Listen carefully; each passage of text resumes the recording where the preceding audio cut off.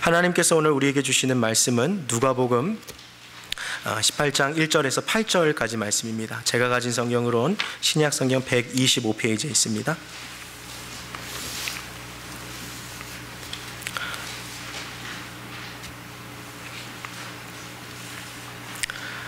누가복음 18장 1절에서 8절까지 말씀입니다. 하나님의 말씀 제가 먼저 1절 갖다로 읽겠습니다. 항상 기도하고 낭망치 말아야 될 것을 저희에게 비유로 하여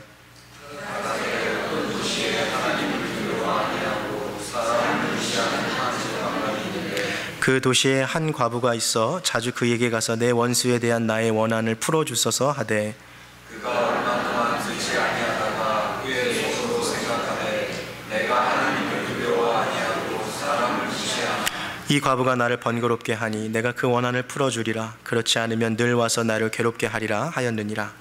주께서 또 가라사대 우리가 재판관에 말하고 들으라. 하물며 하나님께서 그 밤낮 부르짖는 택하신 자들의 원한을 풀어주지 아니하시겠느냐? 저희에게 오래 참으시겠느냐? 내가 너희에게 이르노니 속히 그 원한을 풀어주시리라. 그러나 인자가 올 때에 세상에서 믿음을 보겠느냐 하시니라. 아멘. 하나님, 이 시간 다시 주의 말씀 앞에 우리를 모아주시니 주님 감사드립니다. 성령께서 우리에게 주의 음성을 들려주시며 우리의 삶의 말씀으로 도전하실 때 말씀 앞에 아멘으로 반응하는 이 시간 되게 하여 주시옵소서. 감사드리며 주 예수 그리스도 이름으로 기도합니다. 아멘. 반갑습니다. 잘 오셨습니다. 비 오는 날이라서 이제 아침에 일어나서 오늘 또 못 오시는 분들 계시면 어떨까 했는데 이렇게 많이 오셔서요. 또 얼마나 반가운지 모릅니다. 우리 전우자고 계신 분들께 집사님 참 반갑습니다. 보고 싶었습니다. 한번 좀 인사했으면 좋겠습니다. 네.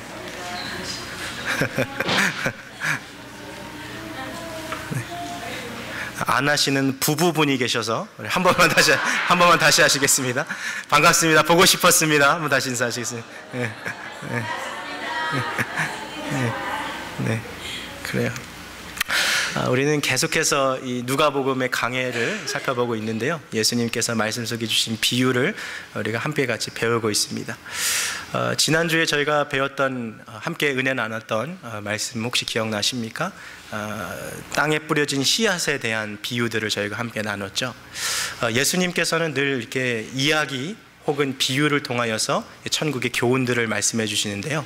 한 가지 특징은 비유를 말씀하신 다음에 그 비유의 뜻이 무엇인지 해석을 해주신다는 거죠. 근데 오늘 그러한 관점으로 보면 참 이 본문은 독특합니다. 왜냐하면 예수님께서 먼저 이 비유의 의미가 무엇인지 이렇게 말씀에 나타나신 다음에 이 비유가 설명되어 있기 때문이죠. 자, 그렇다면 오늘 이 비유 이야기를 들어가기 전에 먼저 목적이 뭔지부터 좀 살펴보고 갔으면 좋겠는데요. 말씀 1절 말씀을 우리 다시 한번 좀 같이 읽도록 하겠습니다. 누가복음 18장 1절 말씀 같이 읽겠습니다. 시작. 항상 기도하고 낭망치 말아야 할 것을 저희에게 비유로 하여. 오늘 여기 1절 말씀을 보니까 예수님께서 오늘 이 비유를 하시는 두 가지 목적이 분명하게 기록되어 있습니다. 첫째는 뭡니까? 항상 기도하게 하시려고. 두 번째는 우리가 기도할 때에 낭망치 말아야 한다는 것. 쉽게 말하면 좌절하지 않을 수 있도록 주님께서 오늘 이 비유를 우리에게 주셨다는 것입니다. 오늘 이 비유의 제목은 과부와 불의한 재판관의 비유고 이야기입니다. 오늘 예수님께서 이 비유의 목적을 우리에게 이미 해석해 주셨던 것처럼 이 두 가지의 관점을 가지고 하나님께서 주시는 은혜를 함께 같이 나누고자 합니다. 첫째로 예수님께서 오늘 이 이야기를 저에게 주신 이유는 항상 기도하게 하고자 하심입니다. 우리 가운데 참 이 말씀 앞에서요, 떳떳하게 참 지난 한 해 동안 열심히 기도해 왔다, 나는 항상 기도했다라고 이렇게 말할 수 있는 그런 삶을 산 사람이 얼마나 될까요? 늘 기도 앞에서는 부족함을 느끼고 늘 기도 앞에서는 모자람을 느끼는 것이 우리의 마음이 아닐까 싶습니다. 어느 날 옷가게들이 이렇게 많이 이렇게 펼쳐져 있는 이 아울렛몰에 이렇게 걸어가고 있던 날이었는데요. 많은 사람들이 이렇게 지나가고 있었어요. 오늘같이 이렇게 추운 겨울 날씨였고 시간은 약 점심시간쯤 되는 시간이었는데 저 앞에서 중동에서 온 한 3명의 남자들이 갑자기 많은 사람들이 지나가는 그 구석에다가 블랭켓을 하나 탁 깔아놓더니 신발을 벗어놓고 그 위에 올라가서 무릎을 꿇는 거예요. 뭐 하고 있는 건가 자세히 봤더니 이 이마를 땅에 대면서 절을 하고 두 손을 이 귀에 높이까지 들면서 기도를 하더라고요. 지나가는 행렬도 다 멈춰서 이 사람들 뭐 하나 이렇게 보고 있습니다. 이슬람교의 무슬림들이 기도할 시간이 되니까 쇼핑하던 거 다 멈추고 사람들의 그 시선들 아랑곳하지 않은 채 이렇게 기도하는 것이죠. 참 그 모습을 이렇게 뒤에서 멀찍이 보고 있는데요, 참 도전이 많이 되더라고요. 야, 저렇게 이방신 알라를 믿는다는 저 무슬림들도 저렇게 시간이 되면 사람들 시선 아랑곳하지도 않고 저렇게 기도하는데, 살아계시고 유일신이라고 믿고 섬기는 여호와 하나님을 믿고 따르는 나는 기도에 얼마나 열심을 내고 있는가라는 것이 제 안에 참 부끄럽게 느껴졌던 것들이 기억이 납니다. 그러고 보면 참 무슬림들은 열심히 기도하더라고요. 중동으로 혹시 이렇게 출장을 가시거나 혹은 이렇게 여행을 가게 되신 분들이 있으면 중동은 사실 새벽부터 알람 시계를 맞춰놓을 필요가 없습니다. 왜냐하면 새벽 6시쯤 되면 이제 방송이 나오죠. 기도할 시간입니다. 이렇게 하루에 어느 곳을 가든지 5번 방송이 나오게 되어 있어요. 그래서 그 방송이 나오면 물건을 팔던 사람도 물건을 사던 사람도 그거 다 내려놓고 바닥에 무릎을 꿇고 알라에게 기도하는 그런 풍경들을 우리가 보게 됩니다. 그래서 이 국제공항 같은 데 가보면 이런 무슬림들이 기도할 수 있도록, 또 그 밖에 다른 종교인들도 기도할 수 있도록 이 기도실을 만들어 놨어요. 한국의 인천국제공항에 가보면 그곳에서도 이렇게 기도할 수 있도록 prayer room이라는 곳이 준비되어 있습니다. 근데 이 무슬림들은 사실 기도할 때 기도실에 들어가지만 항상 메카를 향해서 기도해야 하기 때문에 실내에서는 어디가 이 성지인지 모르잖아요. 그래서 인천국제공항 기도실에 가면 방향계까지 딱 정해 있어요. 이쪽을 보면 메카입니다. 그래서 무슬림들이 기도할 수 있게 해준 거죠. 이런 것 단편만 봐도 무슬림들이 얼마나 열심히 기도하는 사람인지 우리가 보게 됩니다. 여기 오헤어 공항은 어떨까요? 여기도 기도실이 있을까요? 네, 시카고 오헤어 공항에도 기도실이 있습니다. 시카고 오헤어 채플룸이라는 곳인데, 이 델타 공항 티켓 그 카운터 하시는데 그 2층에 올라가시면 천주교, 무슬림, 크리스찬 요 3가지 종교만 대표적으로 예배, 미사, 또 그들의 예배를 드리고요, 또 기도할 수 있도록 그 prayer rug를 깔아놨어요. 그래서 무슬림들이 비행기에서 내리면 바로 기도할 수 있도록 그렇게 만들어 놓은 거죠. 이러한 모습들을 볼 때요, 참 기도를 열심히 하는 사람들이 많이 있더라고요. 우리 정통 유대교를 믿는 사람들도 기도 열심히 해요. 자, 근데 그 사람들 왜 그렇게 기도 열심히 할까요?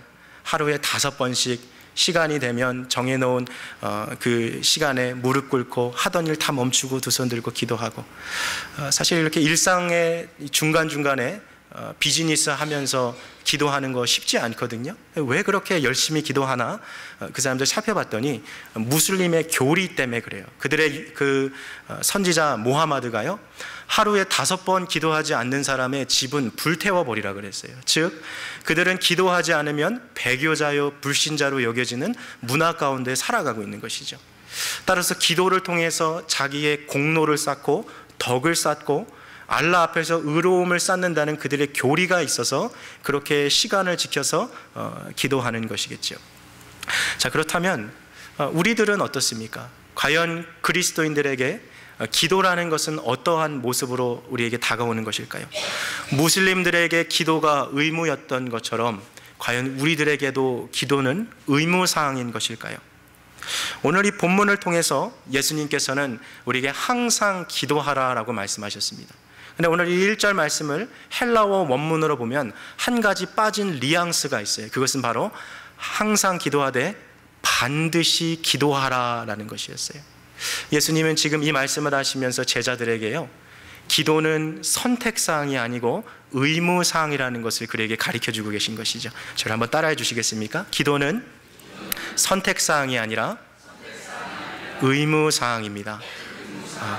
기도는 시간이 날 때 하고 시간이 없으면 안 해도 되는 그런 선택사항이 아니라 반드시 기도를 해야 한다라고 예수님께서 가르쳐 주셨다는 거죠. 무슬림들은 자기의 의와 덕과 공로를 쌓기 위해 기도했다면 우리는 다른 목적과 이유를 가지고 기도합니다. 기도한다고 해서 내가 더 의로워지는 것도 아니에요. 기도한다고 해서 내 공로가 쌓아지는 것도 아닙니다. 우리 크리스찬의 교리는 무엇입니까? 오직 의로움의 공로는 예수 그리스도를 믿는 자들에게 값없이 주시는 하나님의 은혜, 그것만이 우리의 의로움인 것이지요. 그럼 왜 예수님께서 우리에게 기도하라고 명령하셨을까요? 그것은 두 가지 목적이 있어요.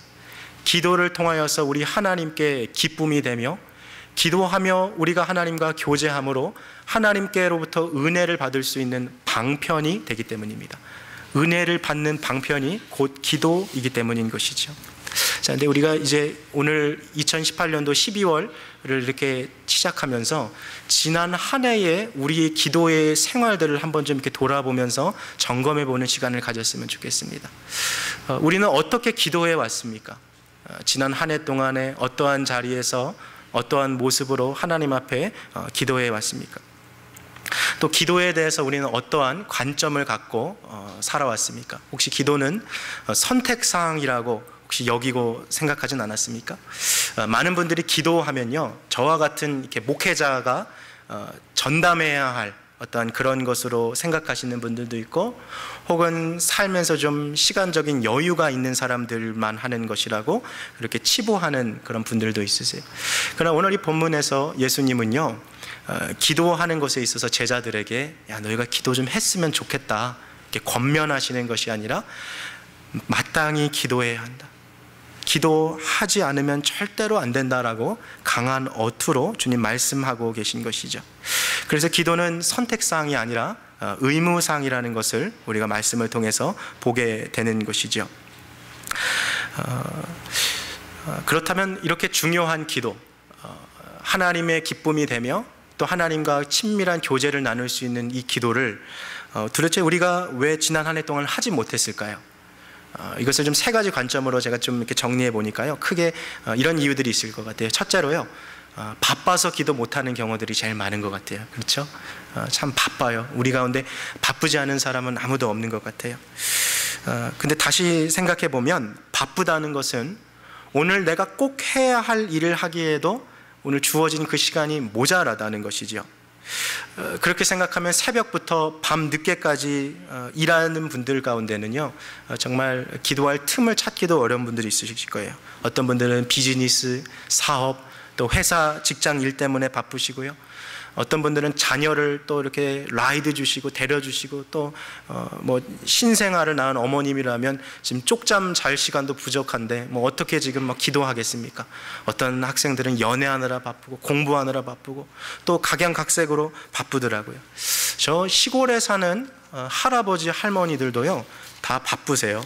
새벽부터 일어나서 밭일 하시고 일하시고, 우리 가운데 바쁘지 않은 분들이 없는 것 같아요. 근데 이것이 어느 순간부터 우리의 기도를 등한시하게 되는 가장 큰 이유로 자리 잡기 시작하는 거죠. 어느 한 교회 목사님이요, 주일날 설교를 통해서 성도님들에게 기도하는 것을 권면합니다. 기도해야 합니다. 하나님과 단둘이 함께하는 시간을 가져야 합니다. 하나님과 친밀한 교제가 살아있어야 합니다. 이렇게 이야기하고 있는데 설교가 다 끝나고 나서 그 교회 집사님이 이 목사님을 찾아오는 거예요. 아니 목사님은 그럴 수 있겠죠. 목사님은 하루 종일 교회에서 일하니까 시간 나면은 교회에서 기도할 수 있잖아요. 근데 목사님, 내가 얼마나 바쁜지 목사님 모르잖아요. 나는 새벽 일찍 일어나서 다운타운 가서 현장에 나가서 부하 직원들에게 오늘 해야 할 일들 지시하고, 하루 중 정신없이 바쁘게 일하고, 또 현장을 나가서 점검하고 마무리하면 오늘 어떤 일들이 있었는지 정리하고 또 그거 다시 기록해서 마감해야 해요. 목사님, 나같이 바쁜 사람에게 목사님이 말한 그 하나님과 교제하는 시간을 가지라는 거, 그건 말도 안 되는 거예요. 그렇게 설교하지 마세요, 막 이렇게 말하는 거예요. 그래서 목사님이 이렇게 조용히 그분이 하시는 이야기를 듣고 있다가 이런 얘기를 하는 거예요. 맞습니다. 바쁘면 어떻게 이렇게 기도하겠습니까? 어떻게 기도하겠어요? 근데 저는 이 이야기를 꼭 드리고 싶네요. 저는 지난 생활 동안 아무리 바빠도 내가 소중하다고 생각하는 것이 있으면 그것을 위해서 꼭 시간을 만들어 주었습니다. 가족을 위해서 해야 할 소중한 것이 있으면 바빠도 가족을 위해서, 내 자녀를 위해서 해야 될 것이 있으면 바빠도 꼭 시간을 만들어서 나는 그것을 했습니다. 나는 하나님과 만나는 시간이 소중하다고 생각하기 때문에 바빠도 그 만나는 그 시간을 만들려고 하지요 라고 말했어요. 근데 이 집사님이 그걸 듣고도요, 뭔가 이해가 되지 않으니까 이렇게 언짢은 표정으로 그냥 목사님을 떠나갔어요. 여러분, 우리는 어떻습니까? 아무리 바빠도 정말 내가 가치 있게 생각하는 것, 내가 소중하다고 생각하는 것들, 그런 거 꼭 시간을 만들어서 그렇게 살아가지 않습니까? 근데 참 재미난 것은요, 막 일 때문에, 막 비즈니스 때문에 바쁜 분들도요, 예를 들어서 골프 좋아하는 분들이 있으면 시간을 만들어서 골프 치러 또 가더라고요. 아무리 바쁘고 힘들어도요, 드라마 좋아하는 분들은 또 드라마 볼 시간을 만들어서 보더라고요. 무슨 말입니까? 힘들고 바빠도 우리는 내가 중요하다고 생각하는 것이 있으면 시간을 만들어서 그것을 한다는 것이지요. 그러한 관점으로 볼 때 우리는 두 가지의 삶을 살아가고 있는 것 같아요. 시간에 쫓겨서 살아가는 삶이 있고, 시간을 우선순위에 맞춰서 다스리고 있는 사람이 있는 것이죠. 우리 성도님은 어떠세요? 삶에 하나님 중심이라는 우선순위를 세워서 시간을 다스리고 살아가고 계십니까? 아니면 시간에 쫓겨서 살아가고 계십니까?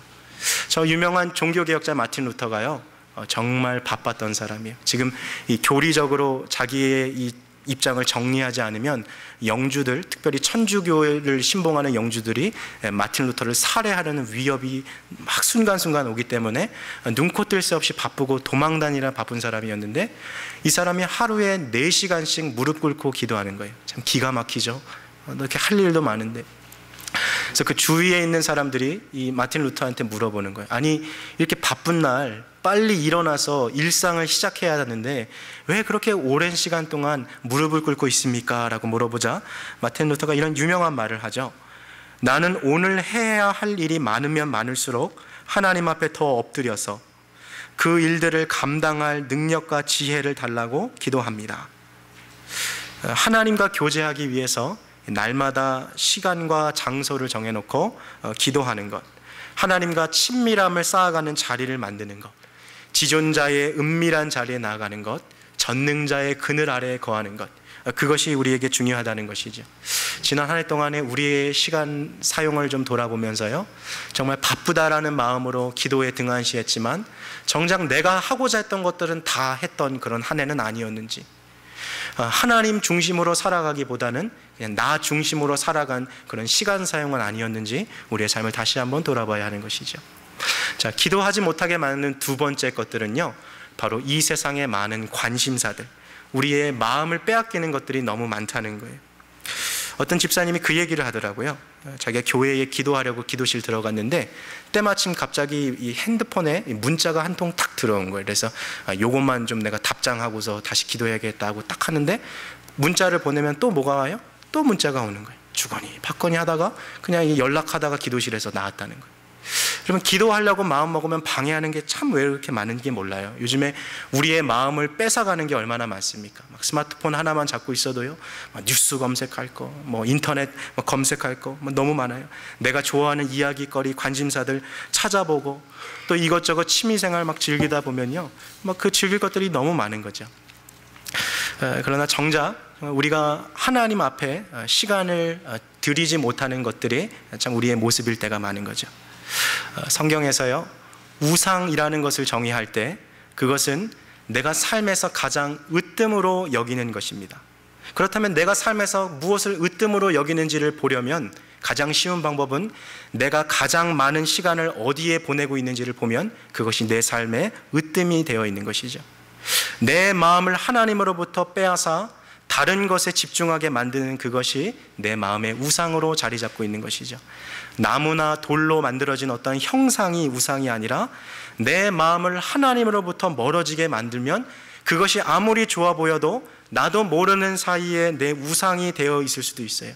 하나님 계신 그 기도의 자리에 나아가기를 못하게 막는 것이 있다면 그것이 나도 모르는 사이에 우상이 되어 있는 거죠. 이렇게 남자분들 같은 경우에는요, 스포츠가 우상인 경우들이 종종 있어요. 예. 뭐 스포츠 좋아하고 보는 것 자체는 잘못된 것은 아닙니다만, 그것에 너무 이렇게 빠지다 보면 신앙생활하는 것에 있어서 이렇게 영향이 있을 정도로 그런 삶의 모습들 우리가 보지 않습니까? 자기도 모르는 사이에 하나님보다 그것을 더 좋아하는 거죠. 우리 또 여자분들 같은 경우는 또 막 재미있는 드라마 막 이런 거 있으면 이렇게 보고 빠지다 보면은 또 신앙생활하는 것을 이렇게 등한시되는 모습들도 보는 것 같아요. 무엇이 되었든지요, 우리의 마음을 기도의 자리로부터 멀어지게 만들고, 지금 기도할 시간인데, 기도에 나아가야 하는데 그렇게 우리를 막지 못하는 것이 있다면, 그것이 우리도 알지 못하는 사이에 우리의 우상이 되어서 우리 안에 자리 잡고 있을 가능성이 높다는 것이죠. 많은 사람들이 먹고 사는 일, 또 삶을 즐기는 일에 대해서는요, 많은 시간과 관심을 또 투자합니다만 이 영적 생존에 있어서는 시간을 잘 주지 못하는 것 같아요. 그러나 만일 우리가 이 기도 생활을 소홀히 하고 있다면, 정말 하나님을 사랑하기보다 바로 내 마음을 빼앗긴 그 세상의 것들을 더 사랑하고 있는 것은 아닌지, 나도 모르는 사이에 내 마음의 영혼에 우상으로 자리 잡고 있는 것은 아닌지 우리의 삶을 다시 한번 돌아봐야 하는 것입니다. 어떠세요? 2018년을 이제 한 달 정도 남으면서 우리의 기도의 생활을 돌아보면서요, 과연 나는 어떠한 이유들 때문에 기도의 자리에 나가지 못했는가, 무엇에 마음을 뺏기진 않았는가, 좀 돌아보기를 원하는 것이죠. 자, 기도하지 못하게 막는 세 번째 요소, 그것은 바로 더딘 기도의 응답, 바로 그 자체에 있습니다. 만일 우리가 기도할 때마다 기도가 지체 없이 응답된다면 아마 기도를 멈추는 사람은 없을 거예요. 그러나 기도 응답이 길어지고 우리의 예상보다 이 기도 응답이 느려지고 더뎌지면 기도를 소홀히 하게 되거나 기도를 멈추게 되는 경향이 많이 있는 것이죠. 예수님께서는 오늘 바로 이 세 번째, 이 요소에 대해서 기도를 포기하는 일을 지금 경계하고 계신 것이죠. 기도 응답이 지연되거나 응답이 더디된다 해서 낙심하지 말고 기도를 멈추지 말라고 주님께서 말씀하고 계십니다. 자, 오늘 이 본문을 한 번 더 깊이 좀 들어가 봅시다. 오늘 우리가 함께 읽은 이 본문에는 과부 한 사람이 등장합니다. 북의 중심의 이 유대 사회에서는요, 갑작스럽게 남편을 잃고 과부로 살아간다는 것은 정말 어려운 형편에 처하게 된다는 것을 보게 됩니다. 우리가 구약 성경의 룻기를 보면 나오미와 룻이 그들의 남편을 잃고 나서 얼마나 가난하게 되고 먹고 살기가 힘든 그 형편에 이르게 됩니까? 요즘처럼 생명보험이 있는 시절도 아닙니다. 돈을 은행에 막 저축하고 뭐 이렇게 살아갈 수 있는 시간도 아니고, 집안의 대부분의 수입을 남편이 벌어오는 이 북의 중심의 사회였기 때문에 남편이 세상을 떠나가는 그 순간부터 이 과부들은 심각한 경제난에 빠질 수밖에 없는 사회적 구조가 바로 형성되어 있던 시기였던 거죠. 그런데 아이들도 어리다면 그 아이들을 책임져야 할 이 여인의 이 책임감이 막중한 거죠. 당장 내일 먹을 것, 아이들 입을 것, 식탁에 무슨 음식을 내야 하나, 걱정이 태산입니다. 그럼 오늘 이 본문에 등장하는 이 여인은 역시 매우 힘들고 어려운 상황 가운데 처해 있는 거죠. 안 그래도 힘들어 죽겠는데 지금 이 여인은 남편이 죽게 됨으로써 몹시도 억울한 상황에 처해 있던 것으로 보이게 됩니다. 오늘 말씀에서 그 내용들이 자세하게 기록되어 있지는 않습니다만 우리가 그 사연들을 한번 추리해 볼 수는 있을 것 같아요. 어쩌면 이 원수 같은 사람이 그녀의 남편이 남긴 마지막 재산과 소유를 빼앗으려 했는지도 모르겠어요. 아니면 남편이 살아생전에 큰 돈을 빌려주었는데 남편이 죽자 오리발 내밀고 갚지 않는 그런 상황인지도 모르겠어요. 정황은 우리가 알 수 없습니다만 분명 본문에 나오는 이 여인은 너무나도 억울한 사연에 빠져 있어서 답답하고 밤낮으로 눈물이 마르지 않는 그런 상황에 놓여 있는 거죠. 자, 이 여인을 도울 수 있는 유일한 사람, 그 사람은 이 마을에 있는 재판관입니다. 근데 참 하늘도 무심하죠. 하필이면 이 동네 재판관이요, 사회적 약자, 가난한 사람에게는 아무런 관심도 없는 사람이에요. 그러니 이 가난한 과부의 재판을 들어줘도 뭐 떨어질 콩고물도 없으니까 이 그녀의 사정을 들어줄 생각이 없습니다. 2절 말씀을 한번 보시겠어요? 이 재판관에 대해서 묘사하는데요, 하나님을 두려워도 아니하고 사람을 무시하는 재판관. 참 못된 사람이죠. 피도 눈물도 없는 사람, 가슴 아픈 남의 속 헤아릴 줄 모르는 사람, 억울한 여인의 사연에 귀 기울일 줄 모르는 사람, 쉽게 말하면 독불장군의 아나무인격으로 행동하는 사람. 그러니까 이 과부를 무시하기를 밥 먹듯 하는 거죠. 하나님도 안 두려워하는데 이 과부는 배려할 리 만무하지 않습니까? 법정에 찾아갈 때마다 문전박대하고 오늘날로 말하면 막 소금 뿌리는 거죠. 인정사정 보지 않고 모질게 대하고요.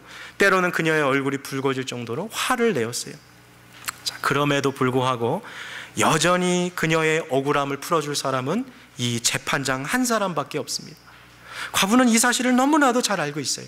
그래서 그녀가 재판장이 자기 같은 사람에게 안중이 없다는 사실을 알고도 하루가 멀다 하고 그를 찾아가고 있는 것이죠. 3절 말씀 한번 보시겠어요? 그 도시에 한 과부가 있어 자주 그에게 가서 내 원수에 대한 나의 원한을 풀어주소서 하되. 3절 말씀 보시면 자주라는 부사가 기록되어 있지 않습니까? 한두 번 찾아간 게 아니라 끊임없이 포기하지 않고, 재판관이 자기를 차별해도 홀대해도 구별해도 포기하지 않고 수시로 끈질기게 모질게 억세게 찾아간 거죠. 그러니까 이 과부도요, 참 대단한 사람이에요. 포기를 모르는 사람. 근데 어쩌면 그녀의 상황이 그럴 수밖에 없을 만큼 지금 처절한 위기에 놓여 있는지도 모르겠어요. 그러던 어느 날 또 매번 그랬듯이 이 과부는 또다시 재판관을 찾아갔습니다. 그리고는 여느 때와 같이 재판장님 제발 제 원한을 좀 풀어주십시오라고 간청했던 것이죠. 자, 그런데 이 여인이 포기하지 않고 또다시 자기를 찾아오자 불의한 재판관에게 불쑥 이런 생각이 드는 거예요. 4절 5절 눈으로 한번 보시겠어요? 그가 얼마 동안 듣지 아니하다가 후에 속으로 생각하되 내가 하나님을 두려워 아니하고 사람을 무시하나 이 과부가 나를 번개롭게 하니 내가 그 원한을 풀어주리라. 그렇지 않으면 늘 와서 나를 괴롭게 하리라 하였느니라. 지금 이 사람이 이렇게 생각하고 있는 거예요. 야, 내가 하나님도 내가 두려워 안 하고 사람도 무시하는 그런 사람은 맞지만, 야, 이 사람이 나를 이렇게 귀찮게 하니까 내가 이 사람 원한을 좀 풀어줘야겠다. 안 그러면 내일 또 찾아와서 나를 괴롭힐 것 아닌가. 오늘 이 본문에서 재판관이 이 과부의 억울함을 왜 풀어주었습니까? 과부가 불쌍해서요? 아니에요. 자기가 너무 귀찮아서 그랬다는 거예요. 하도 끈질기게 자기를 이렇게 붙잡고 애걸복걸하니까 그게 너무 귀찮아서 괴로워서 재판장이 두 손 두 발 들고 그녀를 도와줬다는 거죠. 자, 오늘 말씀 속에서 예수님은 이 비유를 제자들에게 들려주시면서 오늘 놀라운 진리의 사실 하나를 가르쳐 주셨어요. 우리 6절, 7절, 두 구절 우리 한 목소리로 같이 함께 읽겠습니다. 시작. 주께서 또 가라사대 불의한 재판관의 말한 것을 들으라. 하물며 하나님께서 그 밤낮 부르짖는 택하신 자들의 원한을 풀어주지 아니하시겠느냐? 저희에게 오래 참으시겠느냐? 예수님의 말씀의 요지는 이것입니다. 불의한 재판관, 저 악인도 자기를 계속해서 찾아온 이 과부의 청을 들어주었건만 하물며 하나님께서 밤낮으로 자기를 찾아와 부르짖는 그 택하신 백성들, 하나님의 자녀들의 기도 간청하는 것을 주님 들어주지 않으시겠느냐? 그 원한을 풀어주지 아니하시겠느냐? 말씀하고 계신 것이죠. 자, 우리 8절 말씀도 우리 한 번 더 같이 읽어볼까요? 8절입니다. 시작. 내가 너희에게 이르노니 속히, 여기까지 읽겠습니다. 자, 여기서 주님이 뭐라세요? 내가 너희에게 이르노니 그 다음 단어가 뭐예요? 속히. 속히, 영어로 quickly. 기도하면 주님께서 응답해 주시겠다는 거예요. 근데 제가 오늘 이 본문을 말씀을 보면서요, 그냥 넘어갈 것이 아니라 우리가 정말 이 말씀을요, 믿음으로 받던지 아니면 좀 고민해 볼 필요가 있는 말씀 아닙니까? 한번 지난 한 해 동안 생각해 보세요. 기도하면 속히 응답되었습니까? 아니면 기도했는데도 더디 응답된 것들이 있습니까? 어쩌면 2018년도 1월 1일 우리가 기도의 제목들을 세워놓고 하나님 이건 좀 제발 도와주십시오. 하나님 내 가정, 하나님 내 자녀, 하나님 내 비즈니스, 주님 이건 꼭 도와주셔야 합니다라고 기도했지만 어떻게 보면 12월 이 첫째 주가 된 이 순간에도 여전히 해결되지 않고 여전히 변화가 없을 같은 기도의 응답들이 있을 수도 있어요. 그렇다면 오늘 이 누가복음 18장 8절에 내가 너에게 이르노니 속히 그 원한을 풀어주시리라고 말씀하셨던 예수님의 이 말씀을 우리는 어떻게 받아들여야 할까요? 저는 이 괴리를요 풀어내기 위해서 좀 우리의 일상의 삶의 현장으로 좀 다시 돌아가 봤으면 좋겠어요. 우리가 왜 주부분들 집에서 이렇게 막 찌개 같은 거 끓이실 때요, 냄비에다가 큰 물을 담아가지고 이렇게 가스레인지에다 올려놓지 않습니까? 그리고 이렇게 가스레인지 불을 탁 켜면 순간 바로 막 물이 보글보글 끓는 그런 냄비 보셨습니까? 아마 없을 거예요. 이게 물이 보글보글 끓진 않아도요, 가스레인지 불을 켜는 순간 뭐예요? 이미 물은 서서히 끓고 있는 거죠.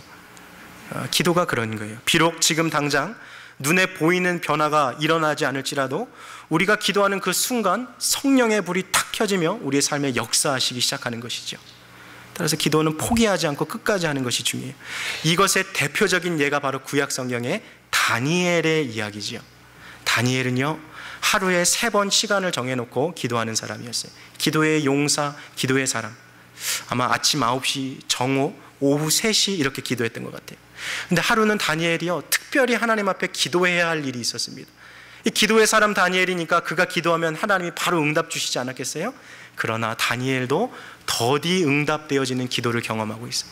너무 답답한 거예요. 이게 꼭 응답되어져야 되는데. 그래서 그의 친구들에게요, 기도 요청을 했어요. 너희들 나와 함께 같이 기도하자. 우리 금식하면서 기도하자.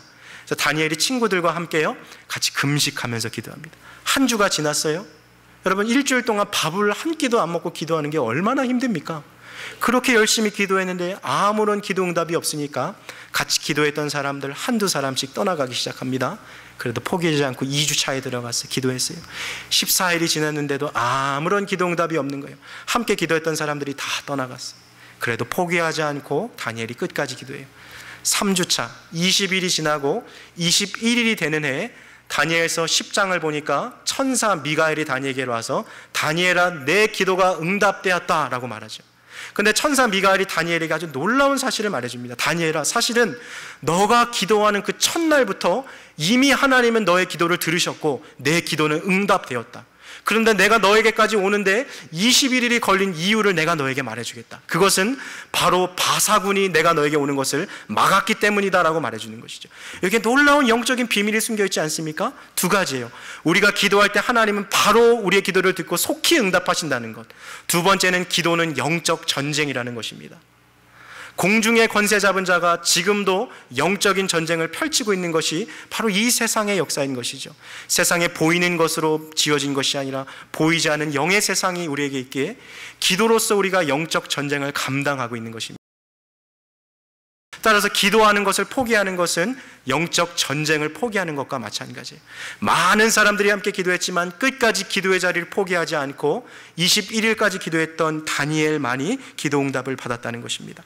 종교개혁가 마틴 루터가 이런 말을 했어요. 나는 조용히 혼자서 하나님과 대화하려고만 하면 시작도 하기 전에 5만 가지 해방꾼들이 나에게 한꺼번에 달려온다는 사실을 발견했다. 사탄은 여러 가지 이유들을 총동하여서 기도하지 못하도록 사방에서 애워싸고 극렬하게 방해 공작을 펼친다. 내가 열심히 기도하려고 마음먹으면 마음먹을수록 사탄은 어마어마한 다양한 잡념들로 달려들어서 시작조차 못하게 하는 거예요. 참 저도 그런 경험들이 많아요. 기도하려고 이렇게 딱 무릎을 탁 꿇으면 갑자기 막 문자가 딱 오고, 갑자기 카톡이 하나 탁 오고, 전화가 탁 오고, 갑자기 무릎 꿇으려고 딱 기도하려고 하는데 갑자기 해야 할 일들이 번뜩 생각이 나고, 그거 하고 해야겠다. 그게 영적 싸움이었더라고요. 그거 하려고 기도의 자리를 떠나면 다시 기도하러 잘 안 오더라고요. 그래서 기도할 때는요, 핸드폰도 다 꺼요. 다 끄고 정해진 시간에 장소에 들어가서, 저희 집은 가면 이렇게 옷장이 하나 있거든요. 제가 한 사람 딱 무릎 꿇기 좋은 공간. 그럼 거기에 딱 무릎 꿇을 때요, 핸드폰 요즘에 에어플레인 모드 있잖아요. 방해 안 받게. 그거 딱 켜놓고요, 30분 알람 딱 맞춰놔요. 그래서 무슨 일이 있더라도 그 30분 동안은 아무 일이 일어나도 일어나지 않아요. 무릎 딱 꿇고 알람 울릴 때까지 기도하는 거예요. 그 시간은 하나님하고 만나는 기도 시간인 거예요. 아무도 방해할 수 없는 시간들. 그래서 그런 게 중요한 것 같아요. 근데 참 기도하려고 하면요, 참 방해하는 세력들이 많다는 거예요. 마틴 루터는 그것이 영적 공격이라는 것을 인지하라는 것이죠. 자, R.A. 토레이 목사님은 이렇게 말했어요. 왜 기도하는가? 라는 질문에 마귀가 이 세상에 분명히 존재하고 있기 때문에 기도는 하나님이 정하신 마귀에게 대항하는 저항 방법이기 때문에 기도합니다 라고 대답했어요. 기도는 영적 전쟁이라는 것이죠. 여러분, 어떤 기도든지요, 순풍에 돛단 듯 이루어지는 기도는 없는 것 같아요. 늘 기도할 때는요, 기도는 노동이고 기도는 전쟁이라는 것을 우리가 생각해야 될 필요가 있어요. 분명히 악한 영이 존재하는 것이죠. 따라서 기도하는 것을 포기해서는 안 되는 것이죠. 그래서 오늘 본문 1절에 항상 기도해야 하는 것, 반드시 기도해야 하는 것을 예수님께서 강조하고 계신 것이죠. 기도는 선택사항이 아니라 무슨 사항이라고요? 의무사항이라는 것을 오늘 말씀해 주고 계신 것이죠. 1849년 이 해는 미국 캘리포니아에서는 아주 특별한 한 해입니다. 1849. 이 해는 바로 이 서부의 골드러시, 금을 캐기 위해서 많은 사람들이 서부로 달려갔던 그 한 해이죠. 1849년이 골드러시가 시작된 한 해였어요. 한 청년도요, 금광의 꿈을 가지고서 땅을 하나 사서요, 곡괭이 한 자루 들고 그 깊숙한 탄광을 캐기 시작하는 거예요. 아무런 빛도 하나 들어오지 않는 그 처절한 외로움 싸움 가운데 혼자서 곡괭이로 땅을 파는데요, 막 몇 날 며칠을 쉬지 않고 땅을 파도요, 뭐 돌밖에 나오지 않는 거예요. 야, 내 이 젊음을 이렇게 낭비할 수 없다. 그래서 그 땅을요, 다른 그 필요한 비즈니스 사업가에게 땅을 팔았어요. 이참에 파는 김에 내가 이 땅 파는 곡괭이나 이 땅 파는 기계들도 같이 팔아야겠다고 다 팔았어요. 근데 그 땅을 샀던 그 사업가가요, 뭐 그 기계도 한번 실험해 볼까 해서 땅을 조금 파고 내려갔는데 그만 엄청난 금맥이 발견되었던 것이죠. 이 소식을 듣고 그 땅을 팔았던 청년이 땅을 치고 뒤늦게 후회했어요. 그러나 그는 평생 잊지 못할 교훈을 자기의 가슴에 새기게 됩니다. 그것이 뭐냐면 1m 철학이었어요. 정말 포기하고 싶은 그 순간에 1m만 내가 더 했다라면, 내가 정말 포기하고 싶은 그 순간에 1m만 더 나아갔다라면 내가 목표를 이룰 수 있었을 텐데, 때로는 우리가 기도할 때요, 마치 이 탄광에 들어간 그 청년의 마음일 때가 많아요. 아무도 보지 않고 그 어두운 캄캄한 공간에서 무릎 꿇고 기도하는데 이게 뭐 하는 짓인가? 이렇게 기도한다고 내 인생이 달라지나? 이게 무슨 소용이 있는가? 그러한 불신과 의심들이 우리에게 찾아올 때요, 이 1m 철학을 기억하십시오. 조금만 더 파고 내려갈 때 하나님께 기도 응답이 우리 앞에 기다리고 있는 것이죠. 앞서서 제가 기도하는 것은 마치 큰 냄비에 물을 담아서 가스레인지에 올려놓는 거라고 얘기했잖아요. 이 가스레인지에 불을 탁 켜면 물이 바로 끓지는 않습니다만 시간이 어느 정도 좀 되면 섭씨 99도에서 100도로 넘어가는 순간 물질이 변하죠. 액체가 기체로 바뀌어요. 물이 수증기로 바뀌어요. 이것을 물리학에서 우리가 임계점이라고 말해요. 액체가 기체로 바뀌는 것, 성질이 확 변하는 거죠. 여러분, 우리가 기도하는 것도요, 영적인 임계점에 도달하는 그 순간이 있어요. 기도를 쌓고 포기하지 않고 지나가다 보면 어느 순간 하나님께서 우리에게 응답하시는 그 시점이 도달하게 되는 것이죠. 그래서 우리가 항상 기도하되 낭망치 말고 기도하라고 주님 말씀하시는 것은, 주님께서 기도 응답을 주시는 그때까지 포기하지 말고, 때로는 더딘 것처럼 아무런 변화가 없는 것처럼 보여도 기도하라 말씀하고 계신 것입니다. 오늘 말씀을 좀 맺겠습니다. 여러분, 오늘 본문을요, 이러한 차원으로 놓고 보면 우리가 좀 오해할 수 있어요.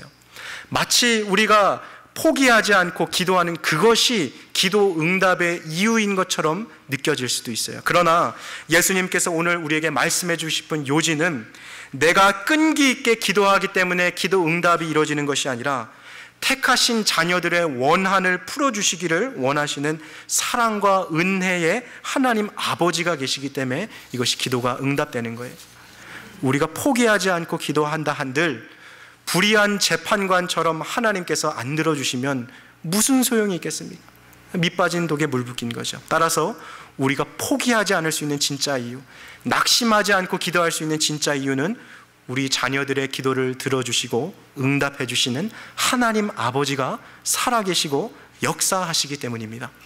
사랑하는 우리 성도 여러분, 오늘 이 주일 택하신 자녀들의 기도를 듣고 계시는 이 놀라운 하나님의 은혜를 기억하시고 기도하시되 낙심하지 않고 포기하지 않고 끝까지 기도하실 수 있는 저와 여러분들 되시기를 주님의 이름으로 축복합니다.